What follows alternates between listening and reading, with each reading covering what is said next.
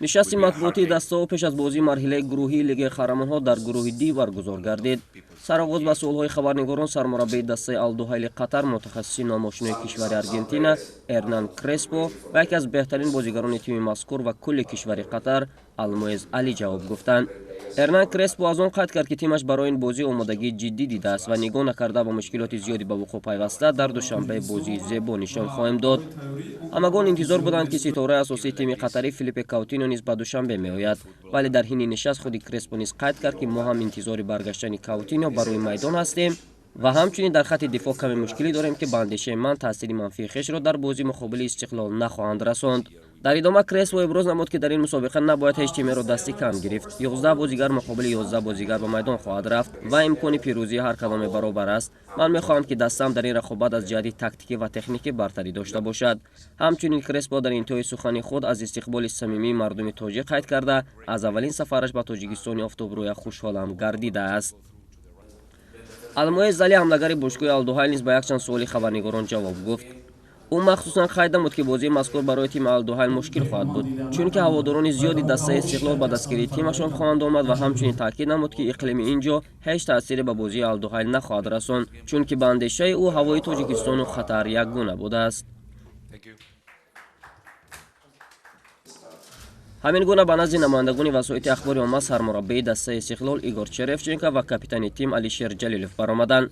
барои ягон нафар суоли пӯшида ин нест, ки Истиқлол ба гурӯҳи мушкилтарини мусобиқа шомил шудааст. умедворем, ки ёри 12-ум ҳатман ба мо кӯмак мекунад, то дар ин дидори таърихӣ бар ҳариф бартарӣ дошта бошем, қайд кард Игор Черевченко. сармураббии дастаи Истиқлол пеш аз рақобат ҳеҷ пешгӯии ғайриҳирфаӣ накард ва иброз намуд, ки ҳамаи суханҳои ногуфтаи худро дар рӯи майдон хоҳем гуфт. Алишер Ҷалилов, капитани бошгоҳи Истиқлол, аз омодагии ҷиддии тим гуфт ва илова намуд, ки футболбозон кулли тавоноии худро дар майдон истифода хоҳанд бурд, то дар ин рақобат ба натиҷаи дилхоҳ даст ёбанд.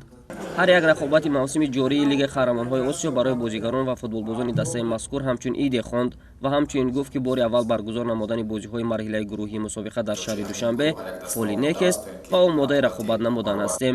ҳамин гуна бо акси хотиравие нишасти матбуотии пеш аз бозии тимҳои Истиқлол ва Ал-Дуҳайл хотима ёфт.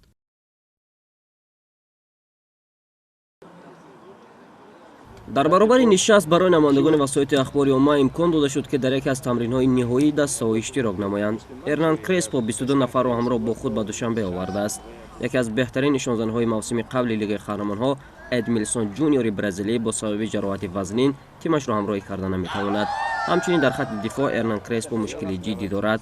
хатарноктарин бозигари ҳайати тими қатарӣ ҳамлагари кениягии даста Майкл Олонга ба ҳисоб меравад.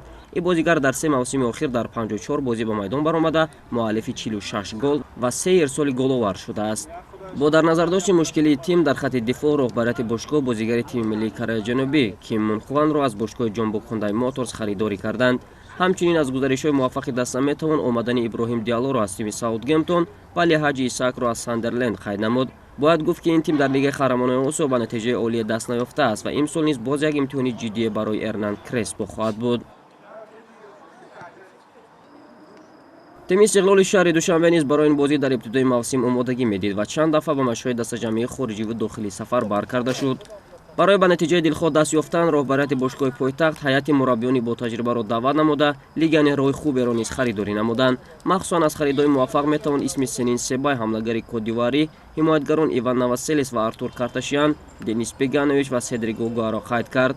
Истиқлол дар чемпионати дохилӣ пешсафи мутлақ аст ва танҳо фикру андешаи бозигарону роҳбарият банди натиҷаи мусбат дар муҳташамтарин мусобиқаи бошгоҳӣ дар соли ҷорӣ хоҳад буд.